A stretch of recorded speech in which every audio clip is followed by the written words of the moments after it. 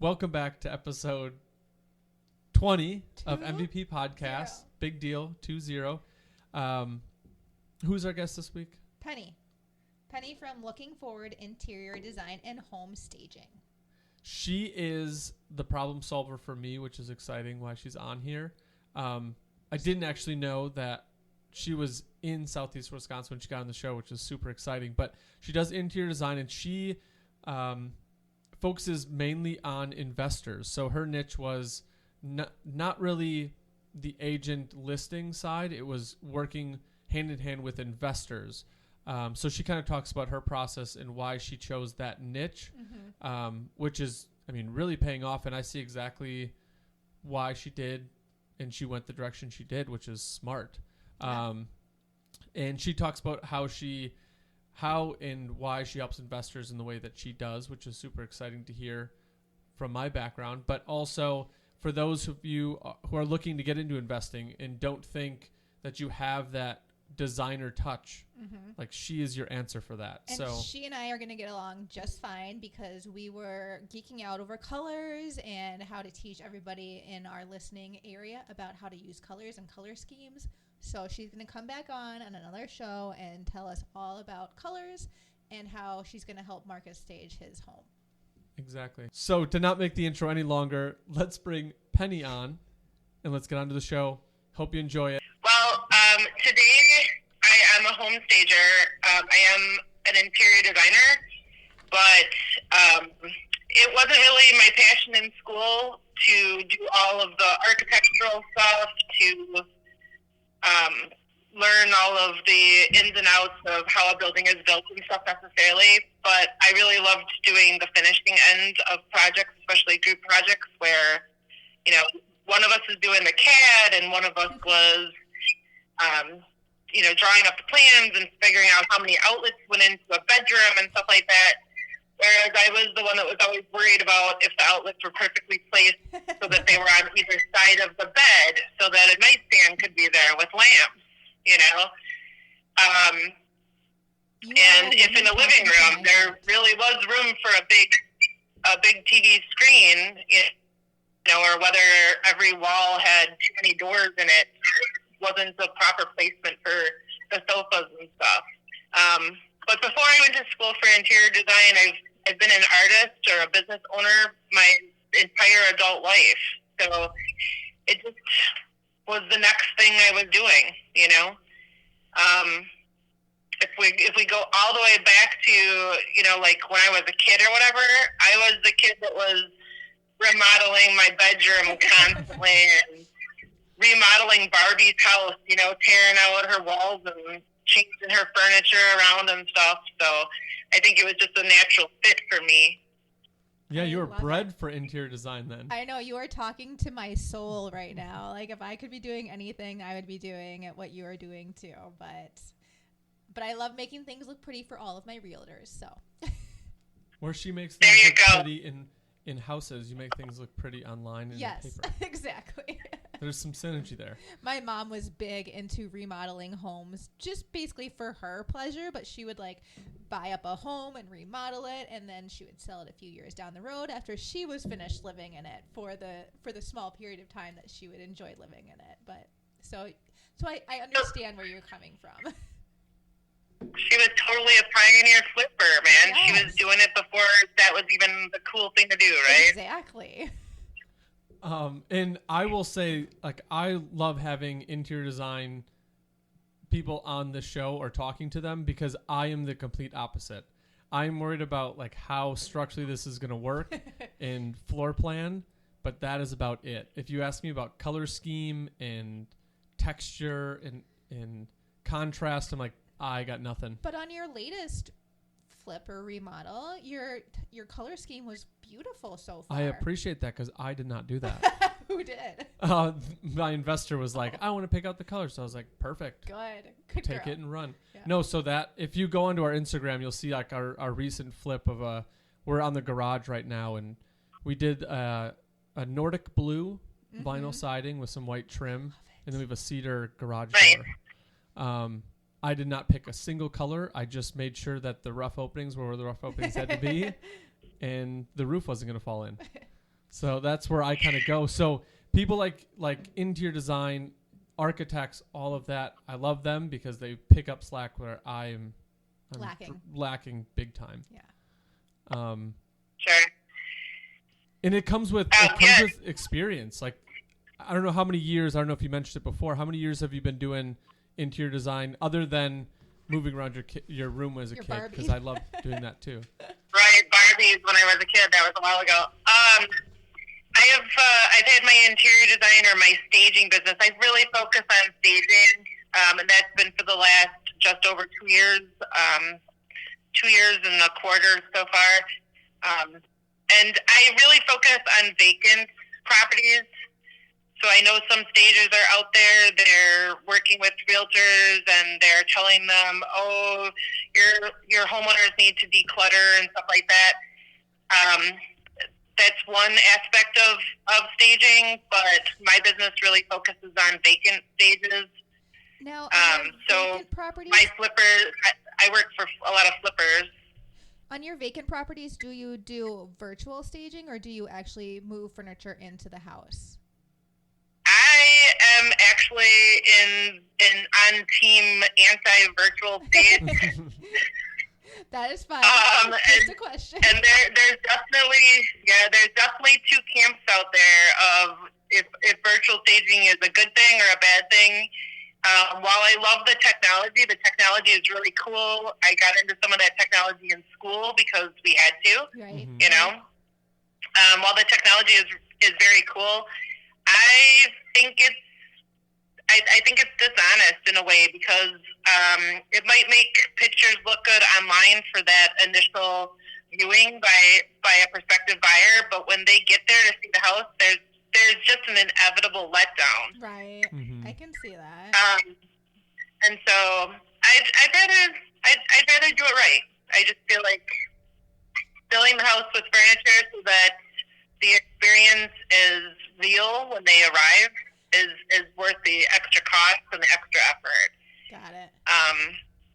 The only time, like, because I love software. Software is awesome. You know, that's a lot of fun to play with that stuff. But the only time I would really say that virtual staging would be an asset to a staging business would be to use it in showing a prospective client what you will be able to do with their home once you bring in the tangible items. Right. So more behind the scenes showing what you're able to do, yeah. And then you put it into practice with the actual staging of that listing. Or, right. I gotcha. Right. In what market? Oh, sorry. I know you talked about you work with vacant homes. What market do you usually work within? Like geographical market? Yeah, because I didn't catch where you were from, and I apologize about that.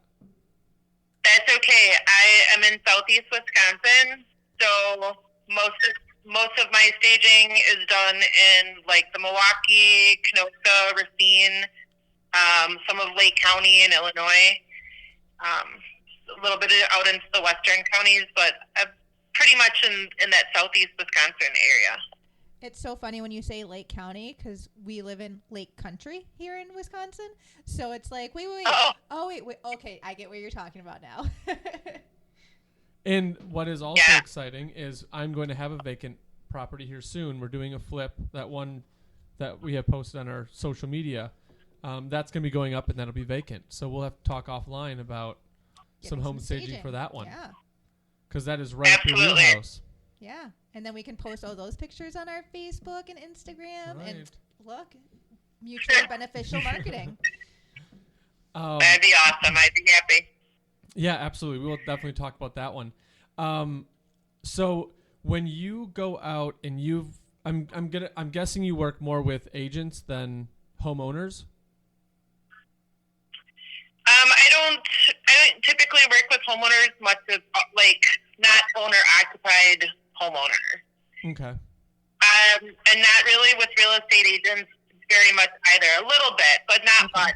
Out of the last 60 properties that I've staged, probably 58 of them were owned by a real estate investor. Okay. So they're buying a house, you know, at a price, and then they have a renovation budget, and they've come to the understanding that staging is part of completing the renovation.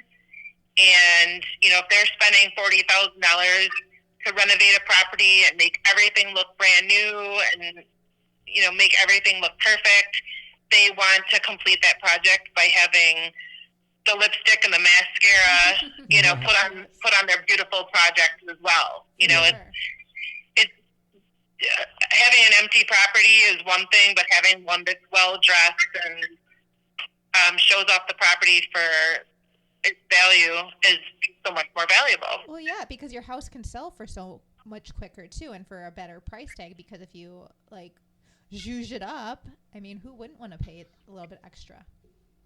We're going to have to throw the definition of zhuzh into the show notes so that our listeners know what the definition of that is.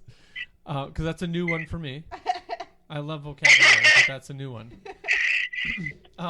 So I know the struggles of trying to complete I never like having, even on my rentals, when tenants come in and walk through a space and it's barren, it doesn't look homey. It doesn't give the feel of, hey, come live in this. It's going to be great. Right. So I never like that. And I experience that when I am on the agent side and I go into a vacant home, when I'm going through my own units and they're vacant. So when you go in to these investors, when you talk to them and say, hey, we're going to stage your home, can you walk us through kind of your step-by-step process of how you figure out, hey, this is kind of what's best for you, or this is where it's going to alleviate the struggles for you? Kind of what's your mindset and when I'm going to use your kind of words where you dress up a home. You didn't like my word. I didn't use zhuzh. I need to know the definition first. Well, let's see. What are we asking me when I walk into a house? How do I decide how I'm selling Yeah, what's your thought process on how you dress it up, I guess? Right. I take every house very personally. I know there are some stagers out there that they keep their inventory very grayish. Everything is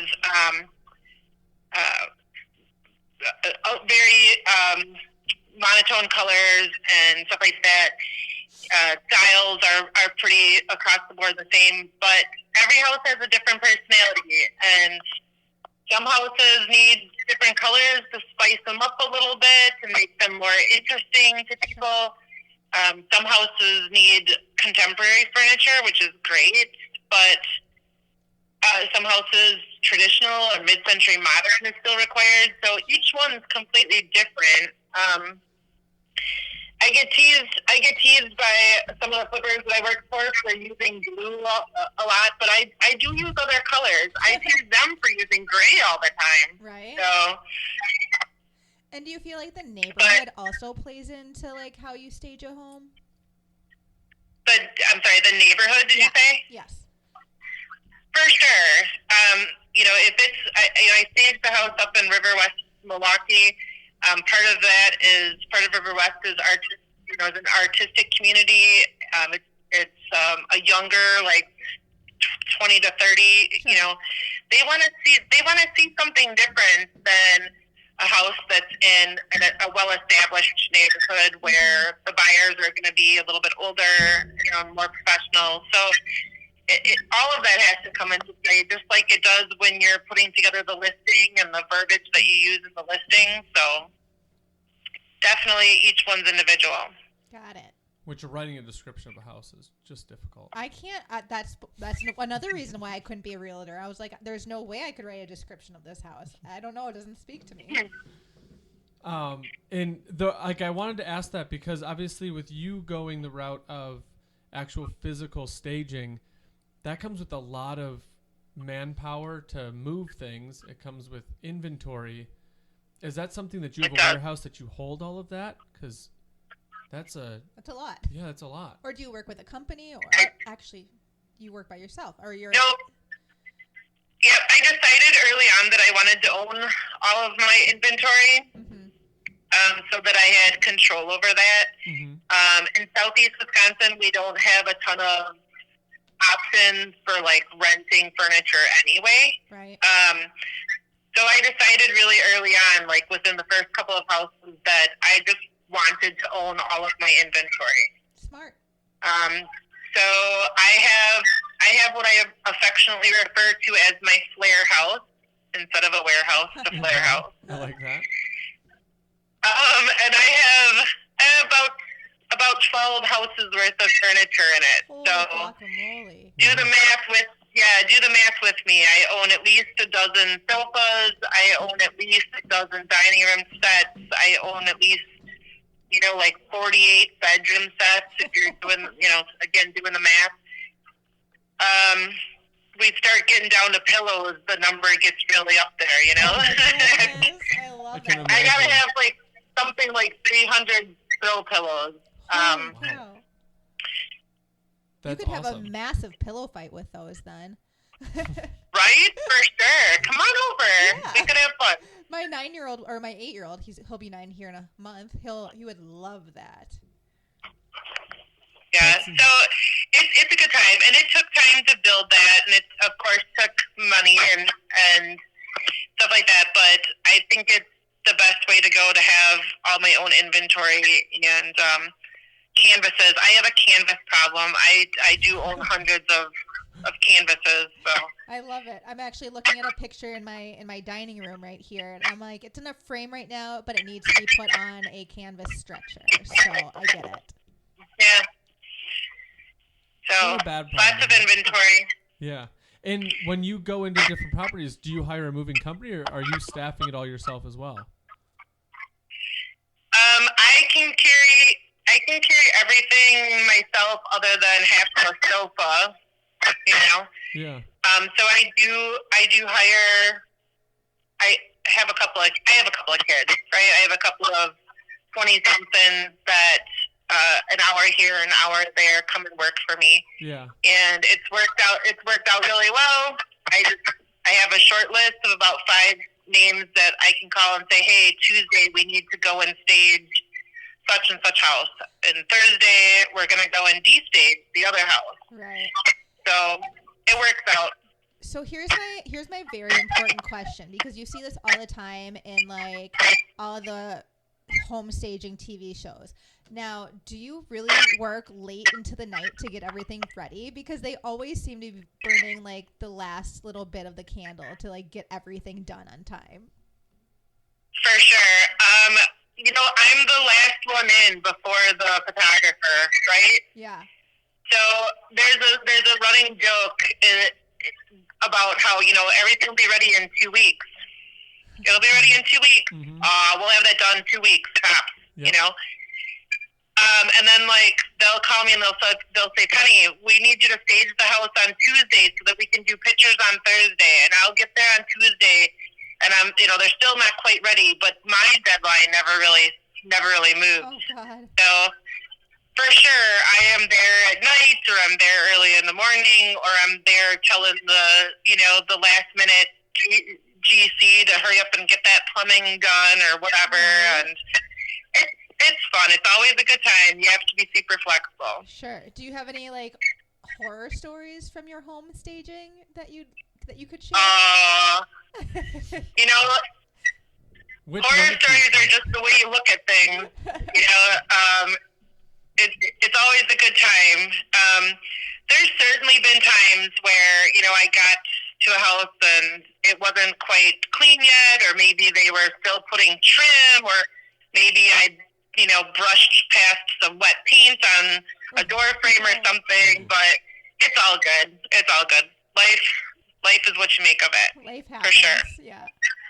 That's funny. I'm just thinking about those last days when there's still sawdust like on the new floors, and you haven't given it a fresh mop, and the trim that's like the evil last thing is trim. I hate trim. Yeah. Looking around my house and I hate it. Yeah, I couldn't imagine to be in your shoes, because I know they're not happy, because they're like, we want to be out of here too. Yeah. And you're like, well, I can't do anything until Right. you're done. Right. Ooh. Right. I don't have too much trouble. Honestly, we're all working towards the same, end, and that's to get the house dressed, get it looking beautiful, get it sold, and get on with the next project. Yeah. Yeah. No, that's true. And it sounds like you have pretty good creative freedom with the investors that you work with. So you can go in and say, this is where I feel like we should go with this one. Yeah, I mean, given the choice between working with a different homeowner on every single project versus establishing a relationship with an investor who's going to do like maybe 10 projects a year, and they just know how you operate. They know what to expect. They know that they can call me and say, hey, we're ready with whatever, you know. Early on, when I was seeing, you know, some other stagers that were saying, oh, well, we're constantly trying to find realtors that will refer us to their customers. Their customers are only, you know, once or twice in a lifetime, you know, that a home seller is selling their home. So there's not really an opportunity for a long-term relationship there. Right. So I've been very lucky in the last 2 years to have worked for the same core group of about a dozen flippers. That's awesome. And they can tell my work. They're like, oh, Penny did your house. What? You know. Now, do you require a house to be of a certain price range, or would you go in and do any price range of house if somebody called you up tomorrow and asked? Sure. I have done houses that were listed for 100, 110, 120,000. And later this month, I'll be staging a house in Illinois for 650,000. Nice. So everywhere in between those things, I would say mostly in the last 2 years, the average price point has probably been around 200,000. Okay. So maybe them $100,000 houses out there, maybe they don't really have it in their budget to have a house staged. But that's not really the price point of what's getting flipped these days either. And so if you did come into a house and they wanted to use their own furniture for staging, is that something that you'd say, okay, yeah, I can definitely do that? Or I'm not sure, I'd rather bring in my own supplies? I will answer that by saying I have worked around some suggested left behind pieces, but honestly, I really prefer to completely bring in all the inventory, because then it's a complete design, it's a complete package. Got it. I'm not trying to match some strange salmon colored chair. You know what I mean? It's a complete design. So Understood. The other side of what's that? Oh, sorry. I said I gathered we like blue, but we do not like salmon. That would be correct. I'm okay with salmon, but I prefer that there was, you know, some continuity in the house. You know, one color that was There has to be complementary colors, Marcus. We'll get out the color wheel, and I'll show you how you get complementary colors. I do need to learn that. So maybe you two can put me through that educational workbook. That's a whole different podcast. I know. That's a whole different podcast. It would be such a fun podcast to go through. I went to school for photography and graphic design, so we could do this together. It could be fun. Yeah, for sure. I'd be all over that. Love it. You two run with colors. The quickest way to an interior designer's heart is to give her a free fan deck. Yes. Oh my God. Yes. So with you're focusing a lot on colors and obviously materials, furniture, and all that. So with these investors, do you come in when they're drywalling, or when you can kind of see the walls and say, hey, I think paint colors, we should go here, and trim, we should go here? So do you get to suggest those things, or do you kind of work in their finishings with your decor? Does that make sense? I'm actually super excited that you asked me that, because the other aspect of my business is to, give a consultation. Like, I would rather they brought me in way ahead of time, right after acquisition, and they were like, here's the bones of the house, here's what we're thinking, and then I can offer suggestions at that time. I walked into a house and they they were showing me the master bedroom, and thankfully it was still just studs. And I stood there going, where do you expect me to put the bed? Oh boy. And they're like, what are you talking about? This room is plenty big for a bed. And I said, sure, if I put it right in the middle. But there was no wall. Of the 4 walls in the room, none of them had a continuous 6 feet on which to anchor a bed, you know? Yeah. One had a closet door, one had the bathroom door, one had, you know, and I'm like, you got to move one of these doorways or else I can't put a bed physically in this room. Move a doorway or a window or something. Oh, man. Yeah. Yeah. So, I mean, they were remodeling a house and making a master bedroom out of, you know, 2 previous bedrooms, right? And they thought they were making a big bedroom, and that was great, but there wasn't any, like, non-interrupted 6 feet of wall on which to put the headboard. So I really love it, actually, when my flippers call me in ahead of time at the beginning of a project and ask for suggestions, like, we want to remodel the kitchen and we want to make it bigger. Where's the refrigerator going to go? You know, how does this translate once I put a dining room table in here? Or where should the light be? Should it be in the center of the room? Should it be centered over the open space where the table would be? So it's easier to get in there at the beginning and start thinking about furniture ahead of time so that you know where it's going to end up. Call Penny to save the day, I think, is the lesson that we just learned right there. Well, you know. You know. Dust off the Being shoulders. modest. Being modest. But I mean, I know that there is not every time that I catch those things, so I will speak to how honest as an investor, I don't think about where the chandelier is going to hang over the dining room table or where the fridge is going to sit. Sometimes I've got so many other things and so many other steps that I'm thinking of that to be that narrow focused on like where the outlets are going to sit, where the bed's going to sit.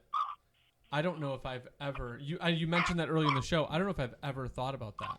Oh, Marcus. I'm just being honest. This is a show of honesty. Okay. Well, we can improve upon this then. So I can understand where your services would be super beneficial to an investor who's going through the floor plan stage, and looking ahead of those things in a more of like a narrow focused way to do it. So a lot of older homes, when we're modeling older homes too, like really older homes didn't have big television. Right. Yeah. So, and I don't stage televisions. That's not, you know, but I do stage really large canvases. Sure. So that people get the idea. That's where, but every once in a while I'll run across a living room that was not part of the thinking process at all. And, you know, because there's doorways, windows, you know, other design features, but there isn't anywhere to set a TV unless you're planning to put it in front of one of the architectural details of the house. Sure. So, and then, you know, that's what makes empty houses harder to sell, too, because they're like, they come in there and they stand there and they go, I don't understand. What is this room? Is this the living room? Is this the dining room? So staging goes a long way to identify homes for their purpose and give people a visual for how they're going to use that house. So I do want to say one thing, though, because it made me kind of giggle inside, because my husband always notices that there are never TVs in any staged house. And he's like, what is up with this, Natasha? Why isn't there a TV there? There should be a TV there, not artwork. What is going on here? So I'm very happy that you explained that. So thank you. Now I can go back to him and say, well, this is where a TV could go, but it doesn't need to be there for visually showing somebody. Right. Love it. That's lived in. That's reality. We're selling the dream. Yes. You know. Yeah. And who needs TV anyway? I do. I'm not gonna No, like I don't like TVs in the bedrooms or in like the family room. So when I was looking at this flip that we're doing, the master bedroom, someone asked like, okay, well, where are they going to mount their TV? And I was like, TVs don't go in the bedroom. And they're like, they don't go in your room, but they go in a lot of people's rooms. Yeah. So we got to figure out where TV's going. And against what I want, I'm like, yeah, we got to figure that out. Probably be smart. So those do come up, and I know that they're conversations that need to be had. So, yeah. Just make it so you can't see the wires. That's all I ask. Exactly. Little First, mountain. yeah, definitely. Can't see wires. It just drives me absolutely like because you can see a couple of the wires in where our TV is, and it drives me insane. I might have to get my electrician to come back out and put a box in for me. Yeah. The first world problems, I tell you.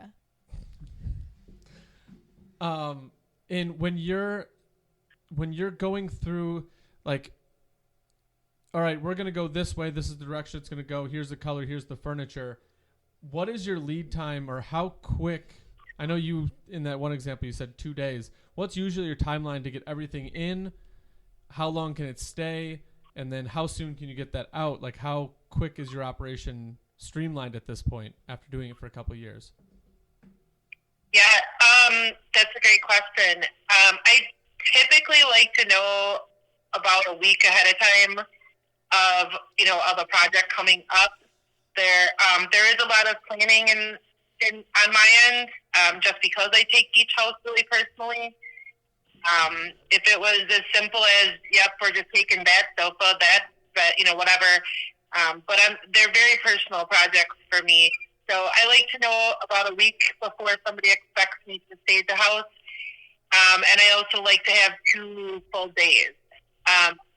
Obviously, I can stage a house in just in one day.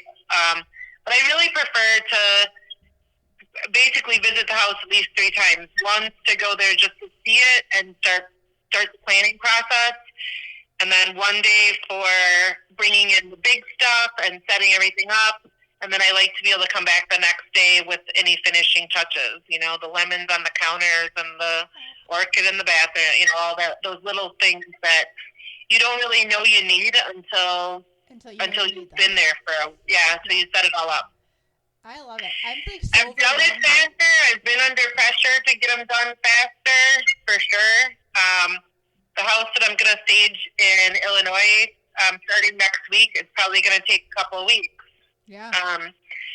Just because the amount of square footage of the house, the amount of detail that's necessary for a $650,000 house. It's definitely not cookie cutter. For sure. So I'm thinking about how you have to pick out each sofa and each side chair and each throw pillow and each bed covering and each piece of art, and my head is actually, I think it's starting to spin on its axis a little bit. I'm like, holy cow. I thought it would be so cool to do this, but then I think about it, I'm like, this has to be so overwhelming. Oh, there must be I'm having the time of my life. Oh, so. That's amazing. I would crumble under the pressure, I think. I just think it's impressive 2 days to get in. Yeah. And we just moved in and we're on month 3 and we're not set up yet. We still have loose ends to tie up and not all the decor is up and pictures aren't hung. And that's months in. Yeah, but you're bringing in the TV and stuff. I don't have to do that. Yeah, that's true. True that. I'll blame it on clothes and getting all that organized. There you go. Because do you stage the closets? The closets and the cabinets in the kitchen? Okay. I wasn't sure to what extent you guys go with or. No, there's no point in staging closets. Really. I staged a house recently that had a very elaborate, walk-through closet situation in the master suite. And, I went ahead and it had maybe a dozen shelves on it. And, I went ahead and put 3 things on 3 different shelves. Sure. Mm-hmm. Mostly just because otherwise it looked awkwardly barren. Yeah. But they're really just accents. They're not, I'm not really putting books on bookshelves or pantry items in a pantry at all. Okay. Good to know. Not being wasteful. We like that. Yeah, but I mean, if it was like, think about this, Natasha. If it was like a really awesome closet in a master suite that, was clearly designed for a woman with tons of high heels and stuff like that, it would be too fun to put a pair of nice high heels in there and a nice coat purse. And do you know what I mean? Like, just stuff that's just kind of cheeky. Like, oh, of course this is what it's for. Right. Kind of like putting a couple of wine glasses in the wine rack. Yeah, obviously we know what it's for, but... But we want to think about having a glass of wine while we're sitting in our brand new house. Right. Exactly. I love it. So that's fun. That's character. So... Yeah. I do, like, we talked about TVs and stuff like that, and, like, I would never stage, like, a Pioneer stereo, a regular stereo receiver or something in a house. That's silly. Right. But I do have, like, an antique little turntable situation that I will put in, like, a rec room. Yeah. I love that. I love the old school little trinkets that you can throw in there. Right. Or, like, one of the old-fashioned, like, typewriters on a desk in a very, maybe, masculine office. But I wouldn't throw a laptop on the desk. Right. You just want to give the idea of what's behind the room, but not, like, overtly in your face. Right. Got it. Right. Yeah, I think being able to paint the picture for that next buyer is huge because, I mean, it has happened all too often. I'll speak on the agent side where people go in and it is a vacant home and they're not quite getting where their stuff's going to go or how the room's supposed to flow. And for people that are in real estate for investing purposes or people like you that are in the staging, it kind of comes easy because our system is kind of made to pick up on those things. But for the people that only buy, like you said, once or twice a lifetime, it's hard to recreate. Or who just are not naturally like creative or in the creative mindset. I mean, for Jane Doe and her partner, like, it's not easy for somebody to walk into an empty house and be like, oh, I can totally see my couch there, and the master bedroom, the bedroom or the bed's gonna go there, and we'll have a little settee in front of it. Like, they don't. The HGTV effect. Yeah, right. That's what I'll call it. The HGTV effect. And that's a skill that you learn over time. HGTV has changed the way everyone thinks about everything. So, has it been beneficial for you, though? I love HGTV. I just mean that, like, everybody thinks they're, an interior designer. They can, rip out all their cabinets and do it themselves, and it'll be done 3 days later, and it'll be amazing. And the truth is, projects, if you're flipping houses, it takes a long time to get some of that stuff done. So, wait, so you're telling 2 me weeks, that I'm though. not That's all I ever hear. It'll be 2 weeks. I thought I was a designer, though. You're telling me I'm not. Aw. I just think it's funny because people are always like, yeah, we're just going to remodel the kitchen. And I'm like, you saw it on HGTV and it was a half-hour show. You don't realize, like, how many delays they had in that project or problems they had where they had to go backwards. And we did our kitchen in, like, pieces. Like, one year we did the left side of our kitchen. The following year that we did the right side. Oh, and then we did the flooring, like, halfway between there. So it was like this pieced together kitchen, but now it looks pretty. Right. Cool. And you get to make it so much quicker and so much more seamless with you getting involved. Yeah, absolutely. Do you see yourself getting into, or are you happy, content with just working with investors? Do you see yourself getting into the agent side where you have some, I'm an agent and I personally know I have a vacant home coming up listed in Waukesha. Is that something that you'd be a one-off situation where you're interested in taking on, or is that something where you're, no, I'm directed, I'm focused, this is where my niche is, that's where I love to be? I'm definitely focused, and I enjoy the niche that I have found, but I do work with realtors. like I said, I do enjoy working with them when they bring me vacant properties that need to be staged before they list them or whatever.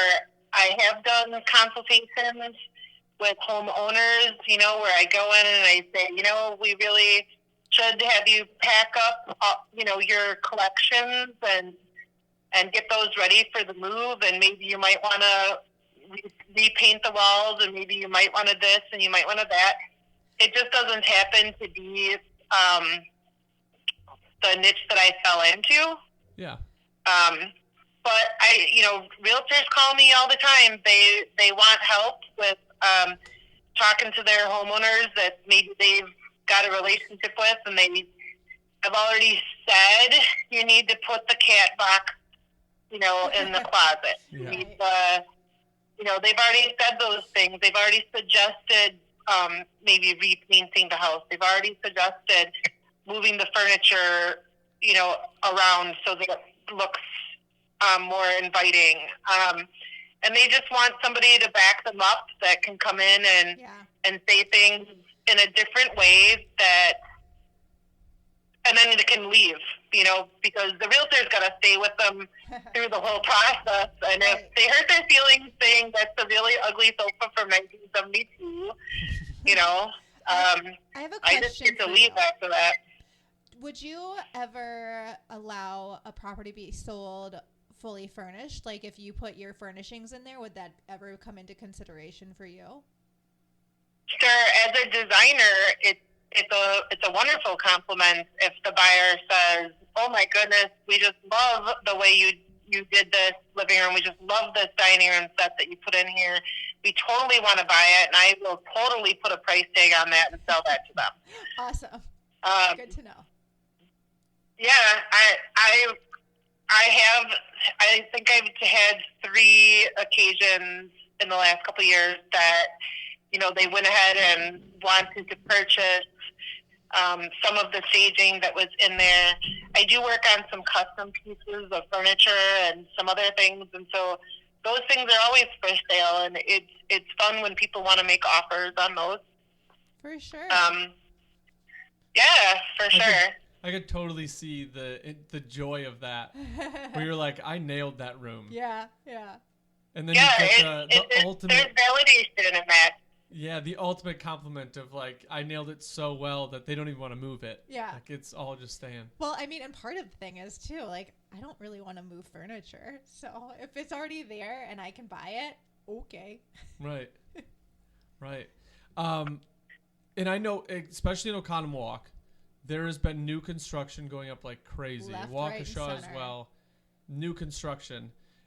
Are you able, or have you been able to crack into that market of like those bigger mass builders where they just have brand new homes? Or is there, I don't even know how they operate. So this is a very open-ended question again.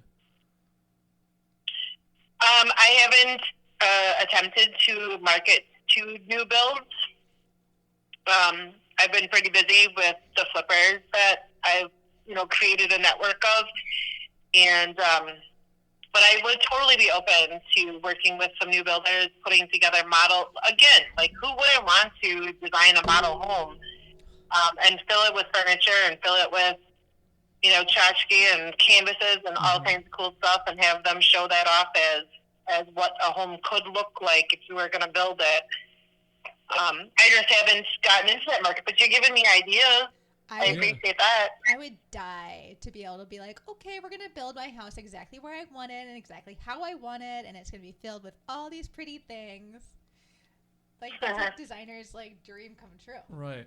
And the reason I think about it is because I bring clients through on these new neighborhoods and new subdivisions that they're making, and every house is, one of 3 or 4 models, and, they have the same pretty much paint color. They may change countertops or tile or flooring, but it's all kind of the same. And you walk in and you're trying to get these buyers who, from any stage that they're in, maybe this is their first purchase and they've rented a small little 800-foot apartment forever. And they're like, how do I fill this whole space? Wait a minute. You're saying an 800-foot apartment is small? My house is smaller than that. You're making me feel bad. I'm sorry. 500 feet. well. And I've had a couple that go in and they are pretty much, they've got 2 kids on the way, but they don't have them yet. They're living in an apartment, and they're like, this is so much space. Right. And I'm like, well, when you think about it, with all the stuff you're going to have, it seems huge, and that you're not going to be able to fill it, but you will. Until you have all the kids' toys. I know. Speaking from experience, kids' Yes. toys take up half of your house. Yes, they do. Unfortunately. Then I was thinking it would be nice to be able to have somebody come in and actually put furniture in. It doesn't need to be fully furnished like your flips where you're trying to stage, but give people a reference point of like a sofa and your canvas, which is your TV, and your bed. I just thought, I mean, if you're going into vacants, I walk into new builds all the time, and they're always vacant. So. Yeah, I think that leaves a lot of room for confusion and not knowing where to put things, and just defining a space as this is family space, this is office space, this is dining space. Even maybe even defining children's spaces versus adult spaces. Sure. So, yeah. I don't even know how you'd crack into those big builders. I feel like there'd be a lot of red tape with that one. But I don't know. I mean, I don't know why they would be any different than any other investor who may need, the property staged. But yeah, it just hasn't come up yet. Yeah. It's a new year though, Marcus. I know, Yeah. 2021. I know. Big things happening. So I have one final question for you. And it's kind of Sure. it's not a personal question, but it's on your personal side, I guess. Do you have any personal DIY projects that you have cracked into over time that you would say is like one of your favorite projects that you've done? Wow. Let's see. Personal projects that I've done. I own a workshop in Sturtevant down here where it's an art workshop, but I also work on staging projects, and I take maybe an old hut and strip it down and remodel it, repaint it and add new hardware. And I have to tell you, I really have a little obsession with uncovering brass. Oh boy. Like brass. The brass hardware for things, the little knobs and the corner trim on some older pieces. And for some reason, just finding the brass underneath of all the years of dirt and stuff is really fun. You're like but Allison of Windy City Rehab. What's that? You're like Allison of Windy City Rehab. But yeah, and then I like to think that those pieces, then they get a new lease on life. And so I try to stage them in houses as much as I can so that, they get to be happy furniture again. Somebody's seen them. And I love it. The furniture rehab. Somebody's seen them. I mean, yeah, anybody can go to Steinhoffels and buy a hut and put it in a house, but I do like to see things just get another chance to be beautiful. So that means a lot to me. Oh, cool. This may be an ignorant question. Is brass the metal that greens when it's That's weatherized? copper. Yeah. It's copper. Yeah. Oh. Well, I mean, brass That's right. patinas, and it usually ends up looking kind of brown and Dull. brown and dull and kind of sticky even from years of just Oils being on your exposed fingers. to oxygen. Yeah. Awesome. Well, question for you. How can our viewers get a hold of you best? What's the best way for them to get in contact with you? The best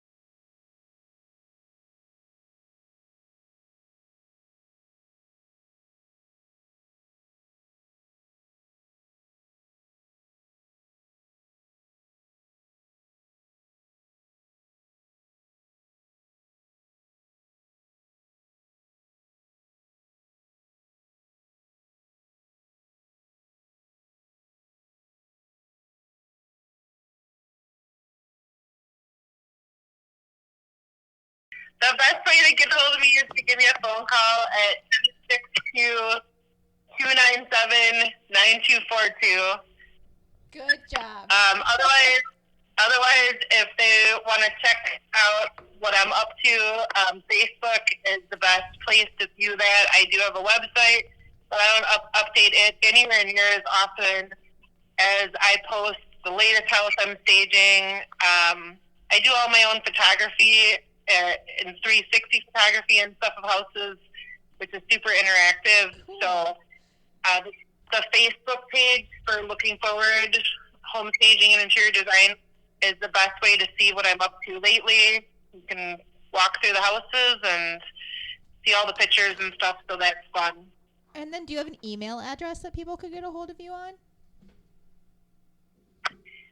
An email address? Yeah. Yeah, let's see. It would be Penny, PENNY, at IamLookingForward.com. Okay, cool. Well, awesome. And hopefully our audience members who are listening, if you are an investor and you're like me, where you are terrible at interior design and color scheme and furniture, you've got one leg of your I always say bench or something in your tool belt that you can use. Call Penny, and you're going to solve that issue that many investors have about the finishing work on that one. So thank you for spending time with us here. And I really want to have you come back on so we can teach Marcus and all of our other listeners how to utilize color the best way possible. Well, I'm thinking Wait. next show is after Penny stages our house. Oh. She can talk about the colors she picked and the rooms and why she did what she did. I like that. That would be fantastic. We'll have photos That that would be you can do fantastic. before and after. Oh, It's just going to round out the whole thing. Yes, that's. Are you up for that, Penny? I'm totally up for that. Let's do it. Yay, Awesome. I'm connecting people. Awesome. Do I get Well, I need 2 days, Marcus. Remember, I need 2 days. One for the big stuff, one for finishing touches. I will give you 3 days. Oh. Awesome. Better yet. Well, thank love you it. so much for coming on, spending the hour with us, telling us about what you do. I'm glad that I found somebody that can help me with something that I was kind of panicking about. That's what I'm here for. So that's perfect. Win-win for everybody. Awesome. Thank you, Penny. Thanks for having me. I had a great time. Talk to you soon. Enjoy your weekend. Thanks. You too. Bye. Bye.